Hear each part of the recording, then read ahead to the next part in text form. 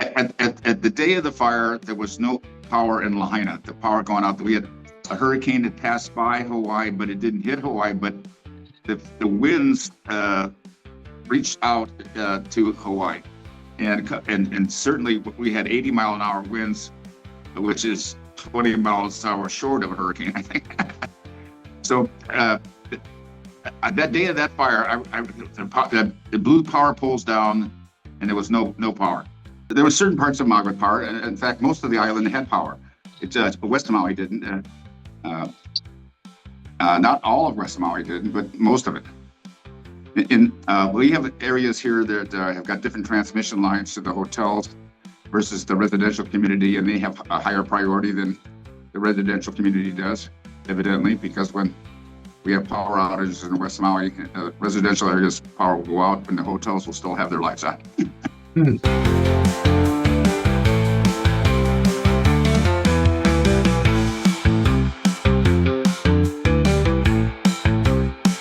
of course, a lot of them also have emergency generators too. Anyway, the day of that fire, and the wind, before the fire, actually simultaneously, I'm sorry. The wind was blowing like crazy. It's like I lived in Waihikulī, and I don't know if you know where Waihikulī is, but in Lahaina town, there's downtown Lahaina, and then if you go north to towards Kapalua, there's a police station and a post office and a civic center right there at a traffic light, and that's that light goes up to where I live. I live right there, just a block away from the fire station and the police station and everything. At that very safe, wonderful area to live. And I had a single family home, and I was standing on my wife has got dementia, and she's got a full-time caregiver who takes care of her. And she fortunately had spent the prior evening at the caregiver's home in Wailuku, Maui, on the other side of the island where there's power on and everything. And then they were going to call me in the morning, and my cell phone still worked. And I said, "Don't come. There's no power, so no sense coming here. Wait till the power comes back on." So the power never came back on that day. And about 6 o'clock that evening, I was standing on my patio lanai looking towards Lahaina, and I could see the fire was burning just incredible. There was black smoke, and the wind was blowing so strong at my back towards Lahaina and in that direction, and had been doing that all day. And I said, well, there's absolutely no way that fire can turn around against that incredible wind to come up and get us up here in Waihikulī. So I just relaxed. I watched a movie and had a glass of wine, and I went to bed. I was in bed by 8 o'clock or something that night. Then at 3 o'clock in the morning, my, thank God, battery operated smoke detector instead of electrical, battery operated, started buzzing. And my room was full of smoke, and I was coughing, and I couldn't understand what's going on. Couldn't see anything. And I walked to the master bedroom door, the hallway there, and I opened it, and flames and smoke came rushing in toward the bedroom. I closed the door immediately, and that stopped that from happening. But in that few seconds, there was so much black smoke in my bedroom. Now I couldn't breathe, couldn't see anything. So I built my way down the wall to where I knew the master bathroom was. There's a window in there. I punched out the screen with my hand, stuck my hands and head through it, and just leaped out into the backyard and rolled over and looked up and saw my whole house was on flame. All I had on was a pair of shorts, no shoes, no shirt, nothing. And all my belongings was in the house, including jewelry, everything. And anyway, it was all burning up. So I walked down to the side of my house. I'm standing in front of my street watching the whole neighborhood at 3 o'clock in the morning. The reason I know it was that time because when this stuff happened and the smoke alarm went off, my cell phone was on the nightstand next to my bed, and it's 3 a.m. It was still working. So that's the only reason I knew the time. And I wish I would have took it with me, but I did. So I made it down to a shelter. A bus took me down to a shelter, Maui Preparatory Academy, where me and hundreds of others were taken to have a place that we could have some water and wash the shit off our face and everything, and see who needed medical attention and so forth. So that's where I was. And fortunately, my wife, again, with dementia, was with her caregiver, so she's remained unaffected. And the shock and trauma of that thing was just immense. I ended up having congestive heart failure, Oh AFib. boy. I'm sorry. Yeah, I got to the hospital that day. A very thankful for me. There was a very nice tourist couple who were here on vacation. They were staying in one of the condominiums in Lahaina, and they came to that evacuation shelter just as a precaution. They didn't have to. They still had power where they were at the Hanuakai condominium, but they came there as a precaution, and they saw me, and I was looking for someone who had a cell phone that I could call and tell my family I was still alive, and they let me use their cell phone. And then they were going back to Seattle that day, and they offered to drive me to the other side of the island where my family lives. I had a stepson and stepdaughter live on that side of the island. So they took me there, and then they took me to the hospital, and that I survived. But that's what happened to me. What has been shocking about Lahaina relative to, I mean, the destruction obviously is, beyond sad across the board. Anytime people lose their homes, it is unbelievable, and we are living it. But Lahaina, the losses of human life were staggering, right? I mean, Yeah, exactly, because that's one of another reasons things we have been trying to work with. We've been working with, sometimes successfully, with the county of Maui, and sometimes not so successfully, of trying to get the infrastructure in the Lahaina area changed and be more resilient, and to have an evacuation plan, which they didn't have. I mean, hotels and condominiums had evacuation plans, but the community at large did not, and they didn't know where to go. And they built many streets and homes around here in pocket subdivisions where there was one road in. And that same road that you came in on was the only way you could come out. And it was like 50 to 80 homes in a pocket area with a bunch of cul-de-sacs and things like that. The only way you got back out of there was to come out that same road you got into on Lahaina Luna Road, the most overburdened tax road in the county. It was ridiculous to design any subdivisions without another way out. You only have one way in and out of a place, then that's a death trap, and that's exactly what happened. It's a death trap. and by noting this, by noting this to the authorities, I'm assuming at some level there was a fear amongst yourselves and other residents that this could be a possibility someday.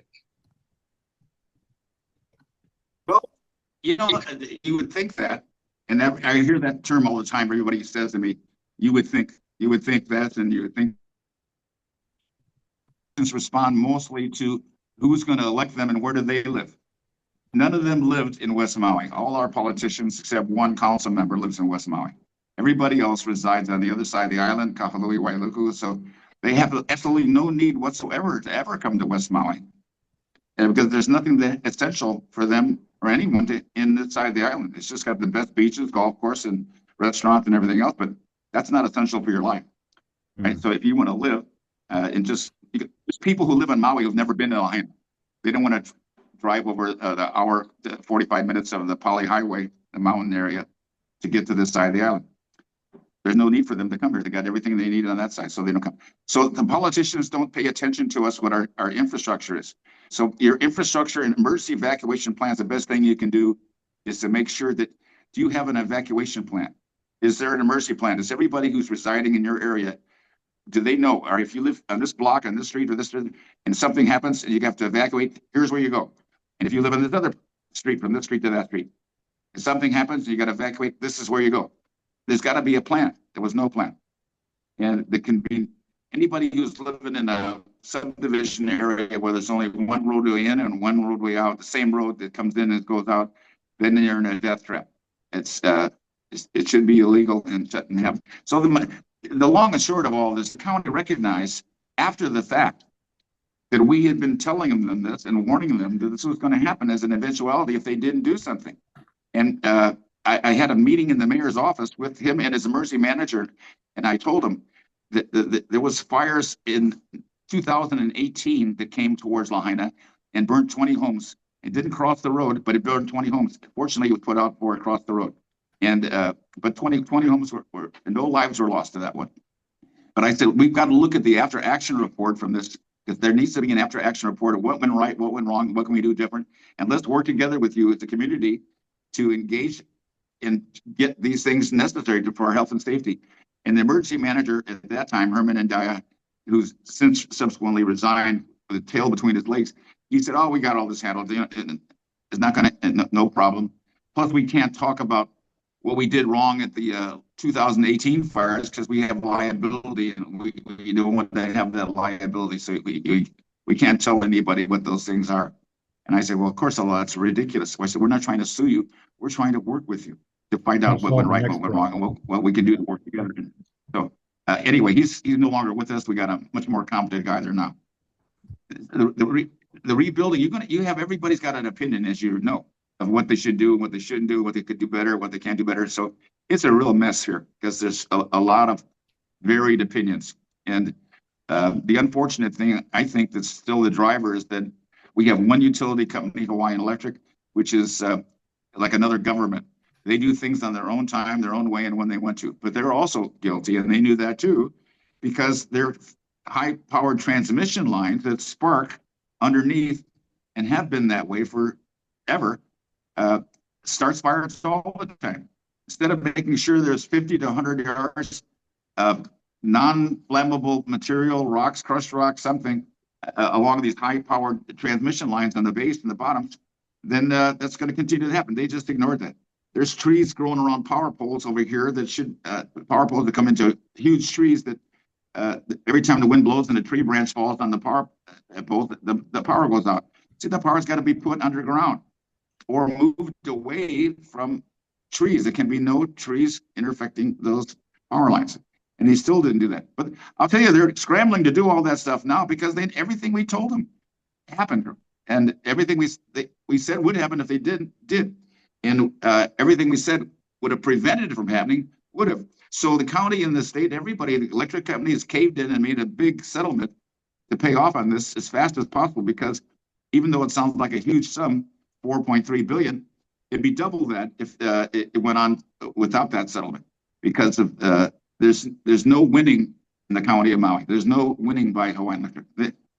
They're just so wrong, guilty, grossly negligent. So when you have gross negligence and then willful misconduct on top of that, what kind of defense do you have? If you've ever been in litigation, I mean, there's over 2,000 structures burned, over 100 people lost their lives.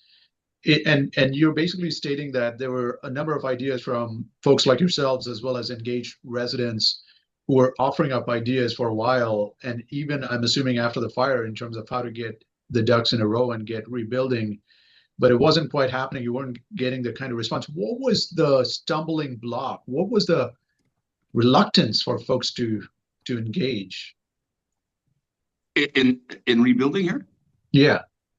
Oh, well, you got a county government that has been trying to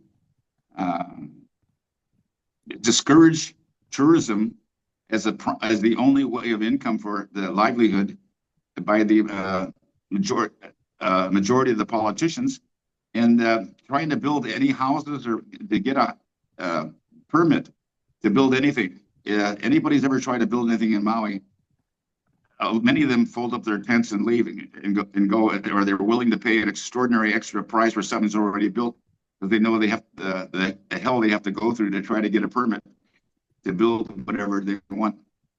The outdated ordinances and laws and requirements all made sense at the time they were enacted back in the day.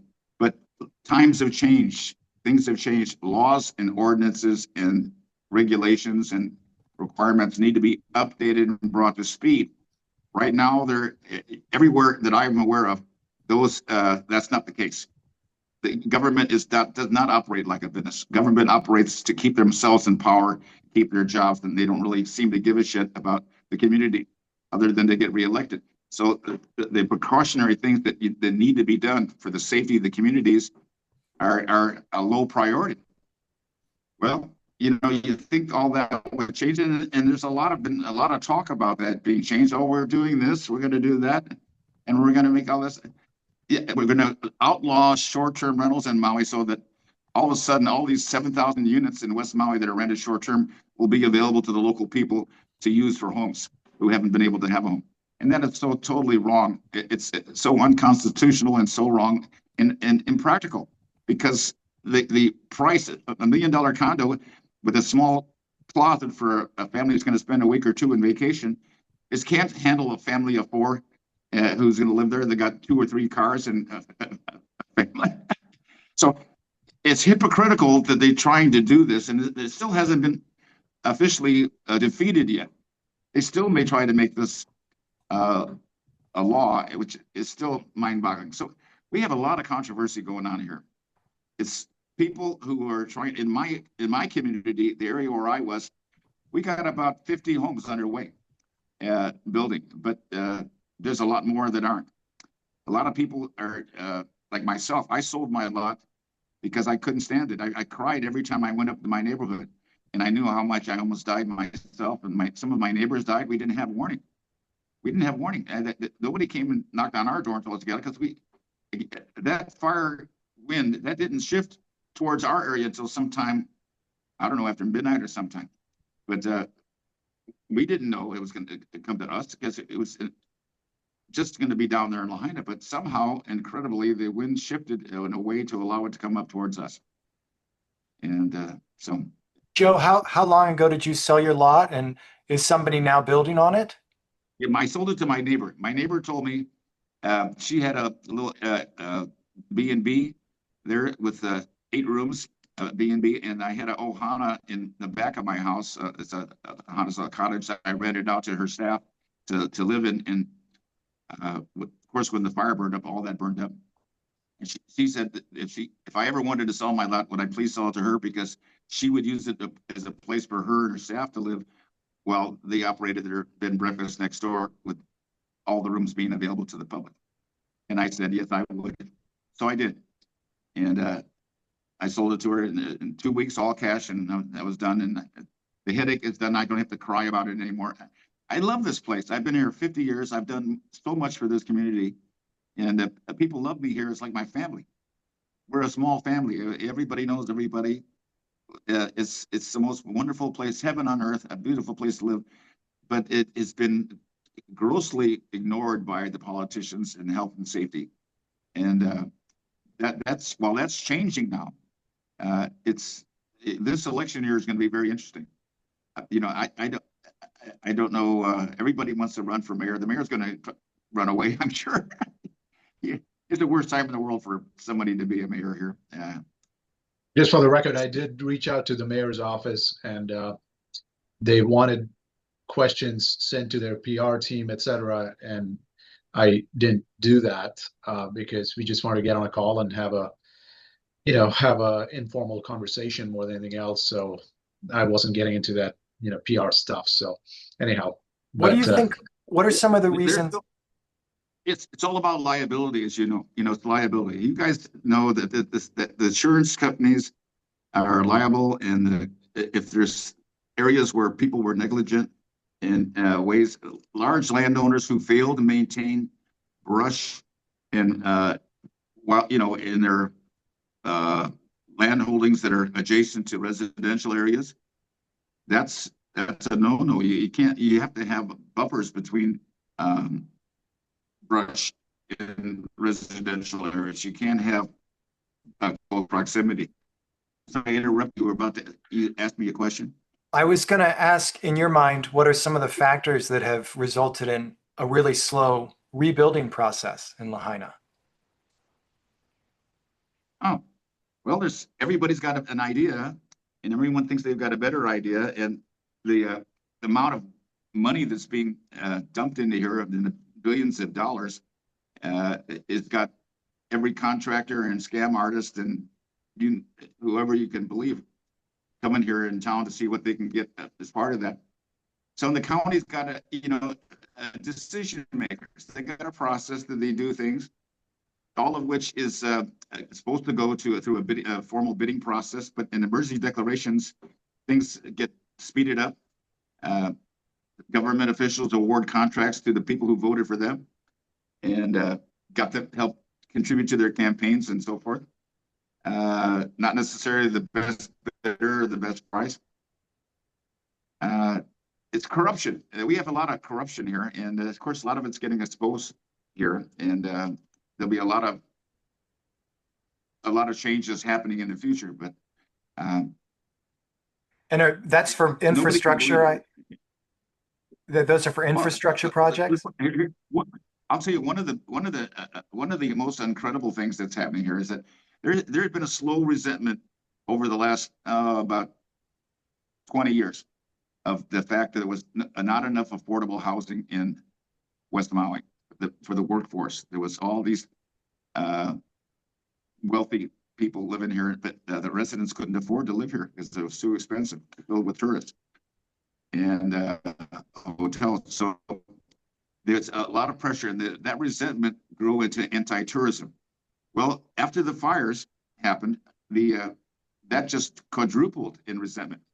Quadrupled, because they said, "Now hear this: we have no place to live now. Our homes were burned up, and there's no place for us to go. And you're making us go into a hotel room, and then we stay there for a week or two, and then you make us move to another hotel room or some other place. Then you make us move to another place. People are moving all the time, and it's driving them crazy. So they were protesting anybody, protesting against tourism, protesting against any developments that wasn't local, wanting. Well, it's an emotional reaction to something that's been built a long time, ever since Clinton admitted that we overthrew the Kingdom of Hawaii illegally, and so there's more and more Hawaiians believe that everything that's done here is illegal because it was all done illegally from the overthrow. They want to restore the kingdom. It's amazing. So. Yeah.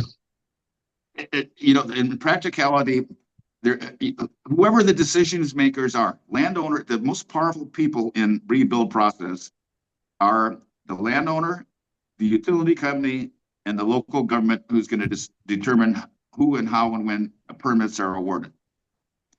That's the three most powerful things to get your eyes on. Who are the landowners?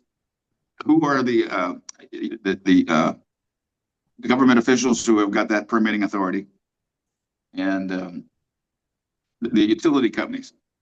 Are they what are they doing? Will they cooperate with you or not?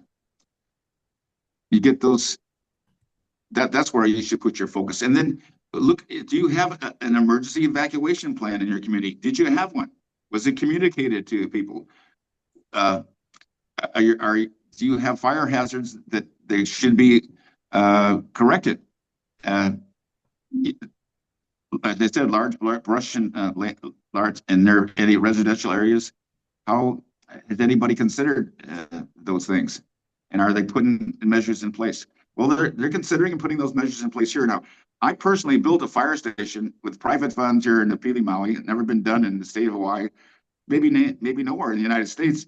Spent $6 million and built a fire station in the Pili that 25 years ago. That's been saving lives ever since I did that. And I turned it over to the county to operate after I did it. Now I'm doing the same thing in Olowalu for a fire station there to protect us. And the county is expediting. I just submitted the permits Friday for the special use permit for the fire station and the building permit. I'm having a modular fire station built in Canada in extreme modular buildings at a fraction of the cost. Miami bought 5 fire stations from these guys, and they ship fire stations all over the world. And the price is so incredible. It's like the difference between hand making a car or buying one off an assembly line. So the price is way down, the quality is way up, and we'll be adding that fire station to our community here.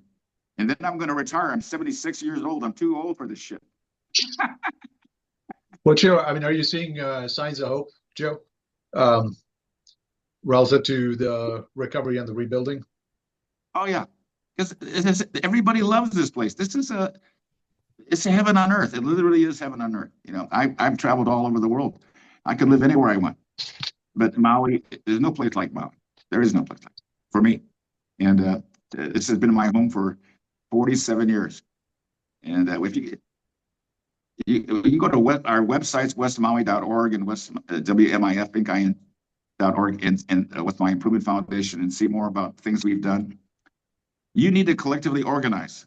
Your rebuilding group needs to. Who are the stakeholders? Get the stakeholders together and communicate. Who are the biggest stakeholders in your community? If you gather them in a place and talk, start communications. Let's have a discussion about what does everybody believe should be done. The more you communicate with the stakeholders, who are ultimately the major power players, the more effective you can be. But just talking to the neighbors on the street, you just don't have enough power to affect change. That's very well Sad, said. but true. Yeah, Yeah, it's that's a very good well said. lesson. Well, I mean, your story gives us a lot to think about as we go through our own rebuild. We are not off to as good a start as we'd have hoped, but we are also in our early days. On our end, we wish you the best. And thanks for sharing your story with us, Joe. And yeah, You're welcome. Well, it's people like you that are going to make the difference in your community. See, everybody can talk a lot, but until you put some action behind your talk, then nothing. But it takes people. People got to get together and communicate and collaborate and work together. If you love your place, you love your community, you love your home, then you got to work together. The divisiveness and blame is not a good thing. You got to say, what can we? There's plenty of things you can disagree about with everybody, but just look for the things you can agree about, not the things you can disagree about. Just the things you can agree about, and focus on those things only. And miraculously, as you do that, those things you didn't agree about all of a sudden start melting away, and everybody comes back more into agreement again. Because communication allows that to happen. When you focus on the things you do agree about and concentrate on those things first. 100%. That's there you go. That's the best advice I can give you. I've given you a really direct, straight out. This is what you guys should do. But first of all, your community should be very thankful that you're even taking the time to do this. That you are doing this. I'm sure you're not getting paid to do this. Are you getting paid to do this? No. Yeah. Okay. Well, if you're not getting paid to do this, and you're trying to help your community, and really, they should be grateful. And one of the ways, maybe you want to organize and form a 501c3, so that people can donate to your, like I did. The West Maui Improvement Foundation is a 501c3, and we've got millions of dollars donated to us to help build this community, because people saw that they agreed to things we wanted to do, and the county wasn't doing it, so we're doing it ourselves. And but they won't donate if you don't have a 501c3, because they want a tax deduction. Yeah, you're the second person that actually mentioned that. We spoke last week to the folks over at Santa Rosa, the Tubbs fire that happened in 2017. They've got a good story to tell, but the commonality is the nonprofit section that you're mentioning. They were able to raise quite a bit of funds as well to help advance their cause. Yeah, but you won't be able to do it without a 501c3. And a mission statement people can come in agreement with, have community meetings. If you can have, as I said, start with the stakeholders if you can. A meeting with all the major stakeholders in your area, get them together to start a communication process. And the best way we do that here, we feed them. People won't go to a meeting if you don't, but if you feed them. So I had 200 some people come to our the Royal Lahaina Hotel in a champagne brunch, free. All the stakeholders were invited, free. They come and bring a guest, and I had over 200 people show up, and a small bill paid by a major landowner at that time, Kanapali Development Company. The net result of that, they got the right to build 4 more hotels in North Beach, which were totally being prohibited and not going to happen without the community support. And a lot of good things happened as a result of that. But so a little bit of champagne and a sandwich. Well, you don't need champagne, but some food. Make sure food is around, and people feel that there's going to be food and beverages provided to them, complimentary, at the meeting.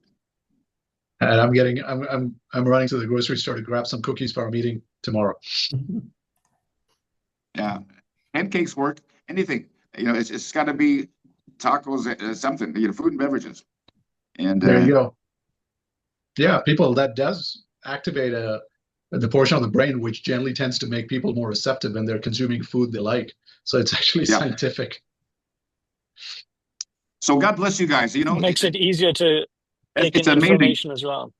God bless you. You've all of you got a heart for your community, and that's special. That's very, very special. Thank you. But Well, it takes people like you. It's people like you who's going to make a difference. I mean, like you, Joe, we see Malibu as paradise on earth, right? Heaven on earth. And so it's worth fighting for. And I think that's really Amen. the impetus behind all the work we're willing to do, that we've done, Awesome. will continue to do. So, Awesome. here's to You got paradise, to Joe. go with it. And all you can do is the best you can. And for some reason, that normally works out pretty good.